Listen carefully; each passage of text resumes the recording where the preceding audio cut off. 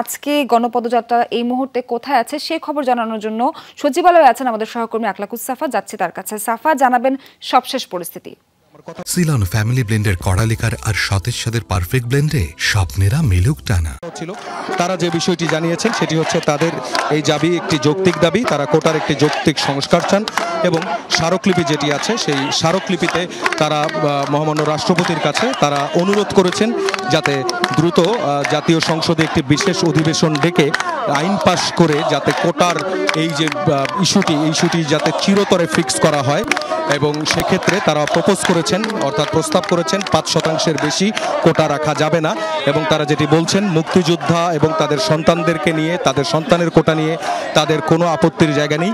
তাদের যেটি বিষয় সেটি হচ্ছে মুক্তিযোদ্ধাদের পোষ্য যারা, সেই পোষ্য অর্থাৎ মুক্তিযোদ্ধাদের নাতিপুতিরা তারা যেন এই কোটার সুবিধাটা না পায়। এই জন্যই কিন্তু তাদের যে আন্দোলন, এক দফা আন্দোলন, যেই দাবি ছিল 4 দফা, প্রথমে সেই 4 দফায় বলা হয়েছিল যে তারা কোটার সংস্কার চান এবং 2018 সালের যে পরিপত্র, যেটি 2018 সালে কোটার বিরুদ্ধে যে আন্দোলন হয়েছিল সেই আন্দোলনের পর যেই সিদ্ধান্ত হয়েছিল যে কোটা আর থাকবে না, এরপর যখন হাইকোর্টে একজন মুক্তিযোদ্ধার সন্তানের একটি রিট পিটিশনের প্রেক্ষিতে সেই কোটার ব্যবস্থাটি আবারও ফিরিয়ে আনা হয়। এবং এরপরই কিন্তু ছাত্ররা, শিক্ষার্থীরা তারা রাজপথে নামেন। রাজপথে নেমে তারা আন্দোলন শুরু করেন 1 জুলাই থেকে সে আন্দোলন চলছে। এর মধ্যে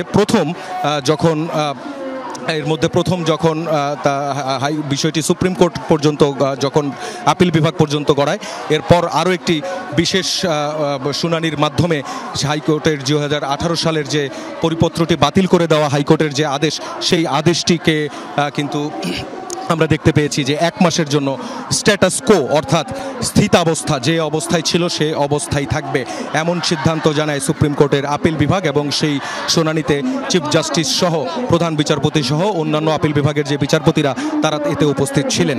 এবং এই সময়ের মধ্যে, এই 1 মাসের মধ্যে তাহলে কি হবে? এরপরই শিক্ষার্থীরা কিন্তু তারা জানিয়েছিলেন যে তাদের এই আন্দোলন এবং তাদের এই দাবি আদালতের কাছে নয়, তাদের এই চাওয়া নির্বাহী বিভাগের কাছে, এবং নির্বাহী বিভাগের কাছ থেকে যৌক্তিক কোটা সংস্কার করা হবে। কমিশন গঠন করে যেন যৌক্তিক কোটা সংস্কার করা হয়, এমন একটি দাবি তারা করেছিলেন। এবং এরপর সরকারের বিভিন্ন মহল থেকে, যদিও আনুষ্ঠানিকভাবে শিক্ষার্থীদের সঙ্গে এখনো পর্যন্ত সরকারের কেউই এখন পর্যন্ত কোনো ধরনের বক্তব্য রাখেনি, তবে আলাদা করে গণমাধ্যমের সুবাদে তারা সরকারের যে অবস্থান জেনে তারা বলছেন যে শিক্ষার্থীদের নিয়ে সরকার এক ধরনের খেলা শুরু করেছে, এক ধরনের প্রহসন শুরু করেছে, এটা ছিল তাদের অভিযোগ।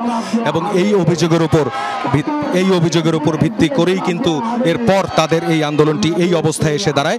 এবং তারা বলছেন নির্বাহী বিভাগের ওই আদেশ ছাড়া এবং একটি আইন না হওয়া পর্যন্ত তারা এই রাজপথ ছেড়ে যাবেন না।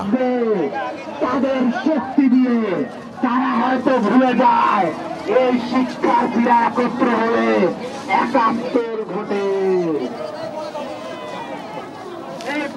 গণপদযাত্রার সবশেষ জানাচ্ছিলেন সহকর্মী আকলাকুস সাফা। ধন্যবাদ আপনাকে যুক্ত হওয়ার জন্য।